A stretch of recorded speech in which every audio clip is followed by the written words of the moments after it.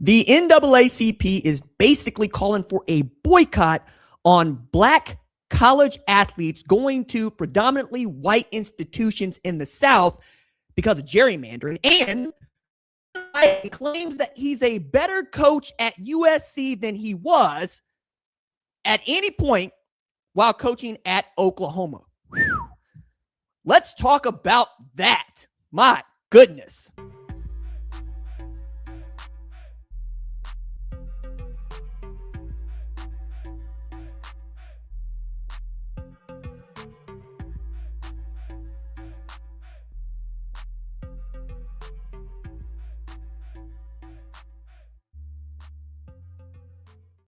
What's up, kid folks? It's RJ Young. I am not on a step mill. If this is your first time watching Adapt and Respond, thank you for joining us here. We talk college football year round. If you're into that, hit that subscribe button, like this video, answer the question in the comments below. Do you think that college athletes should boycott predominantly white institutions, LSU, Alabama, Georgia, Texas, Florida, because of gerrymandering that is going on throughout the South? And we'll talk about these things in some length, but I want to start by what I do always when I do some of these topics that are, so we say, about the social issues, is give you my bona fides, right? My bona fides, as they say. I've written 2 books about black folks. One about the Tulsa Race Massacre. The other one about becoming a NRA pistol instructor after having never even held a gun before I was about 23 years old, to get closer to what was a white family that I had married into. Then I'll tell you that my grandmother, Peggy Jean Connor, sued the state of Mississippi for voting rights reapportionment gerrymandering, right? And she won because the Voting Rights Act helped fortify what she was bringing. She was also the Secretary Treasurer at the Mississippi Freedom Democratic Party, a loud participant in Freedom Summer 1964. My mother integrated Jefferson Davis Elementary School. Yes, my mother went to an elementary school that was named after the president of the Confederacy, and I went to Head Start at Jefferson Davis Head Start. This is this is 1992 to 1994. Okay. Shout out Miss Moore, who once closed the door on a bunch of 4-year-olds and said, "I'm your mama now." That's how, man. Some of y'all be losing the recipes. I'm trying to tell y'all, man. I had a preschool teacher that was not about that mess. My goodness. She did not suffer no fools. And that is the kind of place that raised me, right? From Hattiesburg, Mississippi. I was born on Tinker, raised in Hattiesburg, spent a little time in Panama City, Florida, moved to Tulsa when I was 13, been here ever since, right? So black folks is what I know. It's what I've been around. My mama is a Delta. You know what I'm saying? My mama got a Lifetime Achievement Award from the Deltas. My cousin, A5A, can't do nothing about that. But you know what? 1906, 10 toes down. I understand you. I get you. And now we're into what I think would really make my grandmother very upset. My grandmommy passed away in January 2018, and I miss her every day. To this day, the crown jewel in my family, and the one lady who got me right away and would tell me with a straight face from the time that I could understand her that I was going to make it happen. She believed in that. And there are a lot of players now who are also in a place where they can make it happen. Okay? They can make it happen. They can, for their families, create generational wealth. And one of the ways I know this is take a guy like Jeremiah Love, who was one of the best players in his recruiting class, ends up committing to Notre Dame, staying there, and became the engine that was making the Notre Dame Fighting Irish go in 2025 and 2024. Rode all the way to the national championship game, fell just a little bit short against Ohio State. Comes back the next year, should be a Heisman front runner, was, and put together an outstanding season that got him drafted very highly by the Arizona Cardinals. And he's going to make, I believe the number is, it doesn't matter what the number is. What matters is that he has said he's not going to touch it. He's going to take his NFL paycheck and throw it into savings accounts, index funds, what have you, because he made so much money as a college football player, thanks to name, image, and likeness, that he doesn't need to touch it. That's the kind of wealth that these players are walking into, which means that you went from having a 12-year-old who shows promise on a football field, not being able to cash in on that promise in a real way for about 11 years, to being able to cash in on it in the next 5 or 6 years. Cut that time damn near in half, to making millions of dollars at the collegiate level. And we can talk about the pressures that this puts on the college football system as it is, but you cannot overstate what an individual might be able to do for their family. Now, those of you that have been on this show for quite a long time, and we've been doing the show since September 2019 in various iterations and forms, will know I feel strongly about this. I believe in players going to get the bag. I believe they've done more than earn it. I believe it's theirs. And I believe that don't you turn down nothing but your collar. So the idea that black recruits in particular are being asked to forfeit these millions of dollars for the greater good is not new, right? We've done this. For those of y'all that have not read Dr. Harry Edwards, the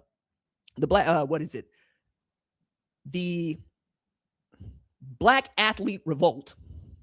My goodness, Dr. Edwards out here being a man about it. The Revolt of the Black Athlete. Nope, I had it right the first time. The Black Athlete Revolt by Dr. Harry Edwards. See me, I'm already second guessing myself. You should probably go out there and read this, because I think it's ahead of its time when he wrote it. No, I had it right the second time. The Revolt of the Black Athlete. Point is, it's got John Carlos and Tommy Smith with the black hand raised in the air.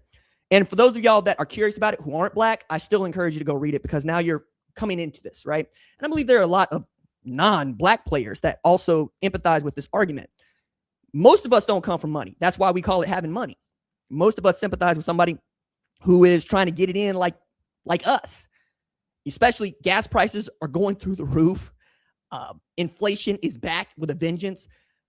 College educated people that are graduating right now feel like they're entering a market that just doesn't want them or have them. And you're asking players with an opportunity to give their families more than just a leg up, but their generational leg up, to let that go. But let's talk about what this means off the rip, because I was hit with this actually yesterday by a friend of mine who is a white lady. And she asked me, do I think that kids are thinking about politics when they're committing to a school? And I'm very cynical about this. I told her in no uncertain terms that I don't think it's fair to ask them to think about these things when I know that there are a lot of adults that aren't thinking about these things. But the way that she came out at this was kind of interesting, because she cares and she wanted to know. And I'm the college football guy in her life. And I said, I don't think it's fair to ask kids to think about what people our age have no clue about, because it doesn't affect their money. And I genuinely believe that people vote their money. First, you get some money, then you learn to vote it by protecting it, meaning you want to pay less taxes or no taxes. You want to know where your money is going, where your tax dollars are going. And you don't think that anybody should be able to take from you what you've rightfully earned. But first, you got to have a little money to do that. If you don't have any money, you're probably voting against anybody that does, right? Because that's the bottom line. The bottom line is, how much money are you bringing in? What's good for business, right? And I learned this as you go through advocacy and you go through activism. You understand those things also cost money and can prevent you from making money. So when you hear people that are not into talking about politics, I can understand why. It doesn't really help your bottom line. It's not good business. It's not good business, because to talk about politics, as sad as this is to say, is to talk about not just messing up your money, but something that is depressing, something that leads to nihilism, and invites anxiety. Those things aren't good for business. So when Ryan Clark got on the Pivot podcast and he said, I think that these players should really not commit to these schools that have states that have reformed their district gerrymandering, trying to limit the impact of black voters, I will remind you, Ryan Clark went to LSU. His son goes to Notre Dame. Indiana rejected gerrymandering, to be clear. They've had opportunities. They're not. And Ryan Clark is in a rock and a hard place on this because he's already made his money. Ryan Clark does not risk anything by telling young people what they should do with their lives and their money. But he is coming in the crosshairs of those parents who, once again, have invested not just their money, but their time and their effort into helping create a player that could go garner 6 figures or more annually from playing college football. So what did the NAACP say about this? They said they're launching an out-of-bounds campaign, which they call a national call for Black athletes, families, fans, alumni, and consumers to withhold athletic financial support from public universities in states that move, delimit, weaken, or erase Black voting representation in the wake of the Supreme Court's 6-3 ruling in Louisiana versus Kalis, which gutted what was left of the Voting Rights Act, 1965. The NCAA also identified these primary states: Tennessee, Louisiana, Alabama, Florida, Mississippi, South Carolina, Texas, Georgia, and targeted flagship public athletic programs generating $100 million in annual revenue that continue to recruit Black athletes while their state governments dismantle the political power of Black communities. So there it is. It's a tremendously difficult ask. It is. It's a tremendous, and in so doing, you're asking them to go to HBCUs who cannot pay the market value of, say, Travis Hunter, who chose an HBCU, but ended up graduating from Colorado. Okay? If you're going to ask these players to go to HBCUs, or let's say just programs that aren't generating $100 million annual revenue, you got to come up with a way to make them whole. And I think that is particularly hard. I don't know that you can prove that that's a good thing for them. So as we're continuing to talk about these things, know that it's not just that you're asking them to risk their financial well-being for the Voting Rights Act. It's that you're asking their families to go in on this with them, and fans and alumni and consumers. You like ball. I like ball. We like watching the best players play on the best teams, and those best teams playing for the national championship. I will be truly shocked, because I am cynical about this. I mean, admittedly so. Truly shocked if this catches fire. Truly. Because I have yet to meet a person who stands to hit on a lick, that needs to hit on a lick, who doesn't 100% hit that lick. If the bag is there for the taking and you ain't never had a bag, go get it. Go get it. And then use your influence and the bag to try to make some change within your community locally. It's what I do. I try to affect change locally. I try to make sure that anybody wants to go to the University of Tulsa, OU, Oklahoma State, hell, Hilldale, Rogers, I don't care. If you want to go to school locally and I can help you, I will. If you are in need of, I don't know, a damn couch, I'm going to try to help you, because I could see that. I can't affect what's going on in Washington. I can't affect, not greatly, what's going on anywhere else. I can't affect my community. And if I can get this bread to affect my community in a positive way, damn it, I'm going to do it. And in affecting my community in a positive way, other people affect their communities in a positive way. And then you can go get this big old change that you want, like reinstating the Voting Rights Act. But for now, it is gone. And I don't know how much we gain by asking people that can come up to shut it down.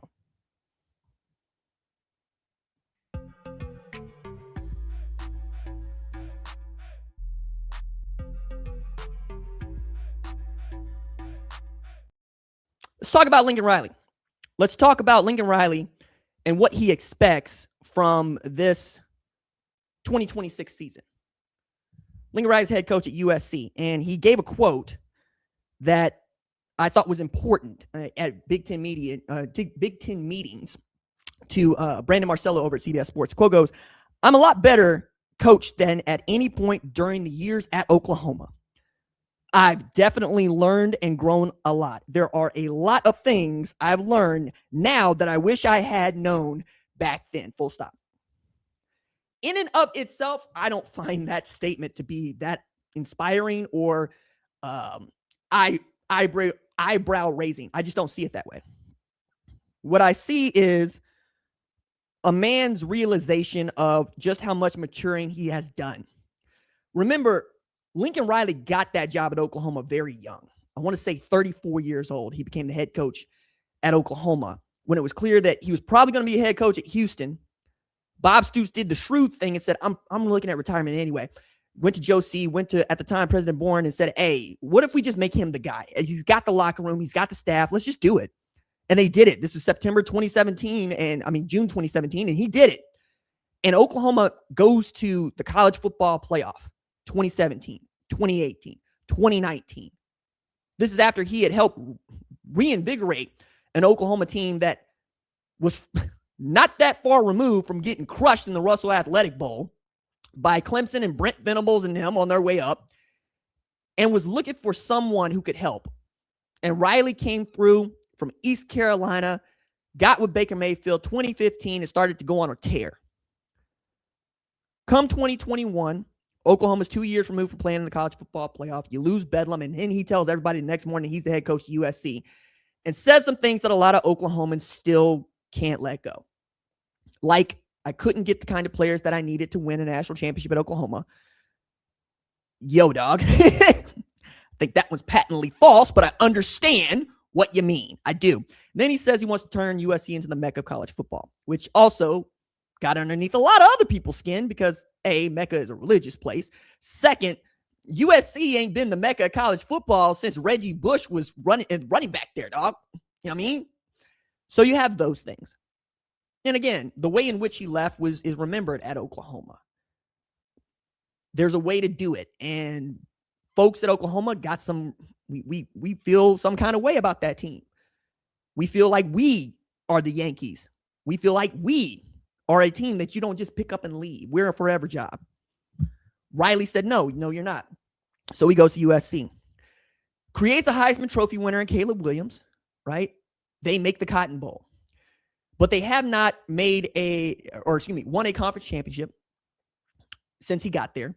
The move to the Big Ten hasn't necessarily hurt them, but it hadn't helped them either. And he's been slowly trying to build the program in this era of name, image, and likeness. And he has a real belief that with this program, he can get there. Now, this year, he believes this is the year. He believes he's got it. And the reason he believes he's got it is the biggest thing that probably affected our timeline was that we went all in and tried to really push in year 2. And we missed some key guys in the portal. If you missed on some key guys in the portal. If you miss, not only does it affect you that year, then it also a group of high school kids that you didn't take, you aren't developing very clearly. He said, now, if I had to do it over in hindsight, which we know is not reality, I would have dove into high school recruiting more. I would have shifted more of the focus to the high school stuff second year. This is something Dan Lanning has done very well at Oregon. They have not given up on their high school recruiting at all. They recruit high school really, really, really, really, really hard, and they go get what they need in the portal. It's a recipe that works. But now that Riley has learned that lesson, he believes that he's on to something different. He's on to building something what he thinks is the right way. And a place that has produced not just Reggie Bush and Matt Leinart, but Robert Woods, Marquise Lee, Adoree Jackson, and the Biletnikoff Award winner last year, Mekhi Lemon. Say nothing of Jaden Maava and the kind of player that he's becoming. You know, you keep going on down the list. It's really staggering what they did. But I also think the thing that he did that was most shrewd about this year, and the reason he can say we're chasing championships this year, is hiring defense coordinator Gary Patterson. Gary Patterson is the best defensive coordinator that I have seen in my life. I put him ahead of Brent Venables in that way. I know this because Patterson made everybody else get on his playbook. The only other guy I know who was able to do that in his lifetime is Mike Leach. Everybody runs air raid concepts now. Everybody. Before, it was just him. And everybody builds their offense, passing offense around those concepts. Throwing to space as opposed to throwing to players. Quick game, as it is called, right? Funneling the football to your best player. Gary Patterson made the 4-2-5 regular. Nobody played a 4-2-5 until Gary Patterson just started beating the crap out of people in the late 2000s and into the Big 12 play in the early 2010s. That defense is a hallmark now. And now that guy is implementing that defense across the sideline from what I think was the greatest challenge he ever faced as an offensive mind. You have one of the best offensive minds, and Lincoln Riley is one of the best offensive minds in college football, with one of the best defensive minds in college football, which means that the excuse for Riley not having a defense that can play with his goes out the window, because if Gary Patterson can't come up with a defense that's compatible with Lincoln Riley's explosive, high-scoring offense, then nobody can. Gary Patterson also means that you don't have to worry about the defense. You don't even need to coach it. You just try to be a good GA for Gary Patterson, who is a college football Hall of Famer, on the sideline. So now you're going to get to see what those things look like, and you're going to see if those two guys can do what they have not done in their lifetimes. Play for a national championship, win a national championship. And in the Big Ten, no less, which has been taking all comers. Truly, I'm expecting good things from USC this year, and I do not really expect, for this to change. I think they're going to be good. How good? I'm not quite sure, but I think they're going to be good. And if Riley's feeling bullish about what they can do in 2026, maybe USC fans should too. All right, if you like the show, send it to somebody else that you like. Send it to somebody else that you like. Tell them that you like this college football show. Tell them where they can find it. And I'll see y'all on the flip side. Doses.